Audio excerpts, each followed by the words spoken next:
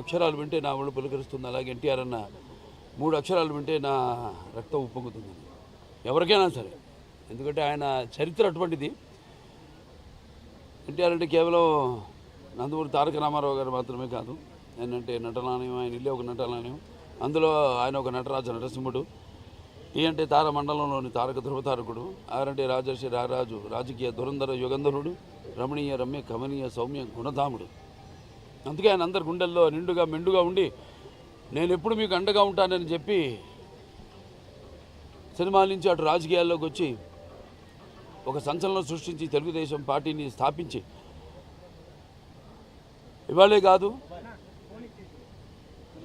సూర్యచంద్రులు ఉన్నంత వరకు, మన తెలుగు జాతి ఉన్నంత వరకు ఆయన అందరికీ ఆరాధ్యుడు అయ్యాడు ఆయన.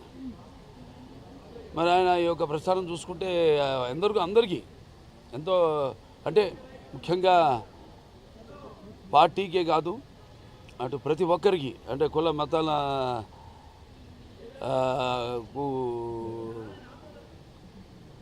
తావు లేకుండా అటు ఆయన చేసే సినిమాలు అయితేనేమి, అంటే ఆయన నటుడిగా ఆయన నటించినప్పుడు పౌరాణికాలు ప్రాణం పోసుకున్నాయి, జానపదాలు జావలీలాడాయి, అలాగే సాంఘికాలు సామాజ పరగమనాలు అయ్యాయి. పద్యం పదులెక్కింది, పాట నాటు నిలిచింది, కళమ్మ తల్లి కన్నుల పండుగ చేసుకుంది, కలకలలాడింది, గలగల నవ్వింది. అనే నటనలో మరి ప్రపంచంలోనే అనితర సాధ్యమైన పాత్రలు, ఎవరు చేయలేని పాత్రలు. అంటే పౌరాణికం మనకు పరిమితమైతే అంతేకాకుండా ఎన్నో ప్రయోగాలు ఆయన చేశారు.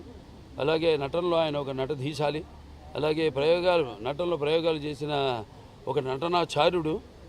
అలాగే మరి చేసిన ప్రతి పాత్రను కూడా పరకాయ ప్రవేశం చేసి అణువణువులో నింపుకుని ఆ పాత్రలకు ప్రాణం పోసిన మహానుభావుడు నందమూరి తారక రామారావు. అటువంటి నటుడు ఎటు చూసినా ఎటు వెతికినా కూడా ఎక్కడా మనకి కనిపించడు అని ప్రతి ఒక్కరు ఒప్పుకుని తీరుతారు. అలాగే రాజకీయంగా చూస్తే అప్పుడు ఆనాడు తెలుగుదేశం పార్టీని స్థాపించడం, అలాగే అంతవరకు రాజకీయాలు దూరంగా ఉన్న వాళ్ళందరికీ చేయూతనిచ్చి బడుగు బలహీన వర్గాలు వాళ్ళైతేనేమి, లేకపోతే తాడిత పీడిత కులాలు, మైనారిటీలు అందరూ కూడా ఈ యొక్క రాజకీయాల్లో ఉన్న ఈ అధికారంలో ఉన్న పదవులు దూరంగా ఉన్న వాళ్ళందరికీ చేయూతనిచ్చి తీసుకొచ్చి వాళ్ళని రాజకీయ పదవులు కట్టబెట్టి సత్కరించిన మహానుభావుడు నందమూరి తారక రామారావు. అప్పుడు ఆయన ప్రతి తెలుగు బిడ్డ, ప్రతి తెలుగు మట్టి గడ్డ కూడా నేను తెలుగువాడిని అని సందర్భంగా చెప్పుకొని దమ్ము, ధైర్యం, తెగువ, అలాగే వాళ్ళకున్న అహంకారానికి పదును పెట్టి సానబెట్టి బయటికి తీసుకొచ్చి వాళ్ళ చేత చెప్పించిన తెలుగు తేజం నందమూరి తారక రామారావు గారు. తెలుగుదేశం పార్టీ పెట్టి మరి అంతవరకు నేను చెప్పిన దూరంగా ఉన్న వాళ్ళందరినీ, కొంతమందికే పరిమితమైన రాజకీయాల్ని అందరికీ పంచిపెట్టి కట్టబెట్టి వాళ్ళకి పదవులు కట్టబెట్టి అలంకరించిన మహానుభావుడు నందమూరి తారక రామారావు గారు. అలాగే ఆయన రాజకీయాల్లో ఆయన ప్రవేశపెట్టిన పథకాలు చూస్తే ఎంతో సాహసోపేతమైనవి, అలాగే సామాన్యులకి ఎంతో అనుకూలమైనవి, ఉపయోగకరమైనవి కూడా. అంటే ఎన్టీ రామారావు గారు రాజకీయాల్లోకి రాకముందు వచ్చిన తర్వాత ఆయన ప్రవేశపెట్టిన పథకాలు ఇప్పటికీ కేవలం మన తెలుగు రాష్ట్రాల్లోనే కాదు, యావత్ భారతదేశంలో ప్రతి ఒక్కరు కూడా వాటిని ఆదర్శంగా తీసుకుని వాటిని ప్రవేశపెట్టి వాటిని ఆ ఫలాల్ని అందరికీ కట్టబెడుతున్నారంటే అది ఆ రామారావు గారు పుణ్యం. అందుకే నేను అంటుంటాను, ఇప్పుడు ఆయన పేదల ఆకలి బాధ తెలిసిన అన్న ఆయనే, అలాగే జనత యొక్క భవిష్యత్తుకు భరోసా ఇచ్చిన అమ్మ ఆయనే, అలాగే ఆయనకు అండగా ఉన్న మహిళలకు ఆర్థిక స్వాతంత్రాన్ని ఇచ్చిన అన్న ఆయనే ఎన్టీ రామారావు.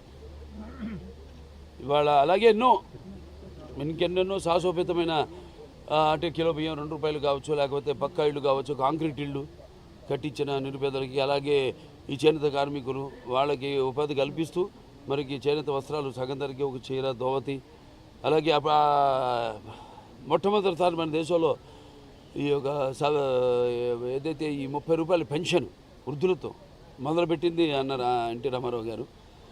అలాగే మహిళలకు ఆస్తులు తండ్రి ఆస్తులు సమానమకి అయితేనేమి, లేకపోతే వాళ్ళకు విశ్వవిద్యాలయం అయితేనేమి, తిరుపతిలో పద్మావతి విశ్వవిద్యాలయం అయితేనేమి, అలాగే మాండల అంతవరకు ఉన్న ఈ యొక్క ఏదైతే పై అధికారుల యొక్క నిర్లక్ష్యం వల్ల వాళ్ళపైన ఉన్న ఒత్తిడి వల్ల ఏదైతే సామాన్య ప్రజలు ఇబ్బందులు పడుతున్నారో వాళ్ళందరికీ ఆనాడు ఉన్న ఈ యొక్క తాలూకాలని రద్దు చేసి ఆనాడు ఈ యొక్క మాండల వ్యవస్థను తీసుకొచ్చిన మహానుభావుడు నందమూరి తారక రామారావు. అంటే ప్రజల వద్దకు పాలన తీసుకొచ్చిన మహానుభావుడు. అలాగే అభినవ భగీరథ ఆనాడు తెలుగు గంగ. అలాగే ఈ యొక్క ఏదైతే ఆంధ్ర నివాస్ సమంతి ఉందో, లేకపోతే గాలేరు నగరి ఉందో, ఇవన్నీ కూడా ఆయన మానసిక పుత్రికలు. అలాంటివి ఎన్నో రచనలు చేసి ముందు చూపుతో రాష్ట్రం అవిభక్త ఆంధ్ర రాష్ట్రాన్ని ఎంతో అభివృద్ధి చేసి ముందుకు తీసుకెళ్ళిన మహానుభావుడు. అంతవరకు తమిళులుగా పిలువబడ్డ మనల్ని మనం తెలుగు వాళ్ళం, మన తెలుగు జాతి అనే ఒక గుర్తింపు తీసుకొచ్చిన మహానుభావుడు నందమూరి తారక రామారావు. అలాగే ఇప్పుడు ఆయన్ని స్ఫూర్తిగా తీసుకుని ఇక ముందు ఇంకా ఎంతో ప్రజల అభివృద్ధి కోసం, అభ్యున్నతి కోసం ప్రతి ఒక్క కార్యకర్త నడుం బిగించాలని కోరుకుంటూ ఆయన అంటే ఈ భూమి మీద అందరూ పుడతారు గెడతారు కానీ అందరు మహానుభావులు కాలేనని ఆయన మరి ఎప్పటికీ నిన్నను సూర్యచంద్రుడు ఉన్నంత వరకు కూడా గుర్తుండిపోతారు. అందుకే ఆయన నిరంతర ప్రజల గుండెల్లో నిత్య యవ్వన నిత్యాభిమాన భూషణుడయ్యాడు. అలాగే నిండు గుండెల్లో శాశ్వతంగా నిలిచిపోయే నిత్యామృతాన్ని తాగిన దేవుడిగా మారాడు. అలాగే మరణం లేని చిరస్మరణీయమైన ఒక మహత్తర జన్మను పొందాడు. అలాగే ఆయన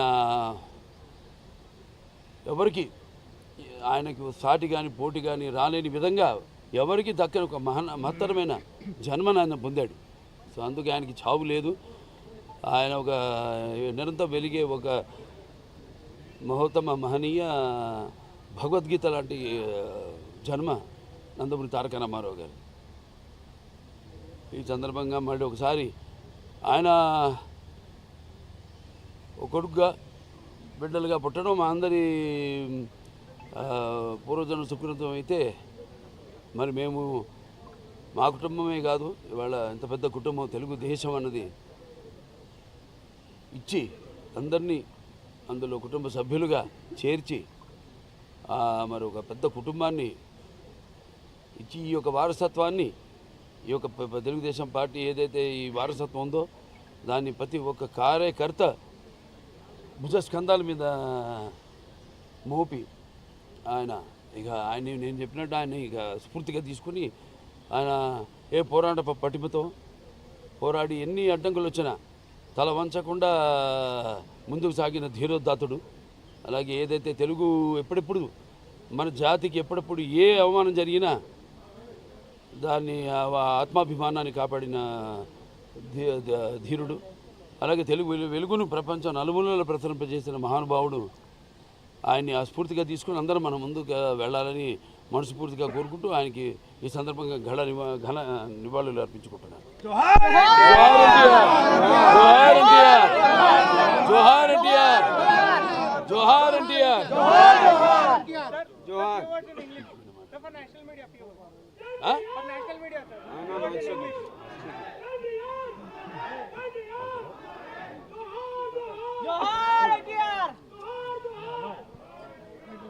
అందరికి హృదయపూర్వక నమస్కారాలు. చెయ్యెత్తి చేయకొట్టు తెలుగోడ గతమైన ఘనకీర్తి కనవోడ అని మనం తెలుగు జాతి ఔన్నత్యాన్ని ప్రపంచ నలుమూలన వ్యాపింప చేసిన మన తెలుగు తేజం, మన తెలుగు పౌరుషం, మన తెలుగు గుండె చప్పుడు మన నాన్నగారు విశ్వవిఖ్యాత నట సార్వభౌముడు పద్మశ్రీ నటరత్న కళాప్రపూర్ణ డాక్టర్ నందమూరి తారక రామారావు గారి 30వ వర్ధంతి నేడు. కుటుంబ సభ్యులందరూ కానివ్వండి, వారి ఆశీస్సు తీసుకోవడానికి వచ్చాం. కుటుంబ సభ్యులే కాదు, వారి అభిమానులు, కుటుంబ శ్రేయోభిలాషులు, నందమూరి వంశ అభిమానులు అందరూ వచ్చారు వారి ఆశీస్సు తీసుకోవడానికి. మరి వారి గురించి అన్న బాలకృష్ణ గారు ఎంత మాట్లాడే వారి గురించి ఎంత మాట్లాడినా తక్కువే. తను విద్యార్థి, ఆయన ఒక మహాపురుషుడు, యుగ పురుషుడు, కళామ తల్లి వరాల బిడ్డ, ఒక యుగ పురుషుడు ఆయన. వారు నటనలు ఉంటూ ఎన్నో సినిమాలు చేశారు. ఆయన ఎన్నో పాత్రలు పోషించారు. ఒకటా రెండు జానపదం, పౌరాణికం, సాంఘికం. శ్రీరాముని శ్రీకృష్ణుడు ఎలా ఉంటాడు ఎవరు తెలియదు, కానీ శ్రీరాముని శ్రీకృష్ణుడు రూపురేఖలు కల్పించిన ఆయన రూపమే చరిస్మని. శ్రీరామునికి దుర్యోధనుడు ఏ పాత్రగా పాత్ర, ప్రతి పాత్రకు ఆయన ఒక డిక్షనరీగా ఉండిపోతాడు. ఆయన దొరికే నందు తారక రామారావు గారు. ఆయన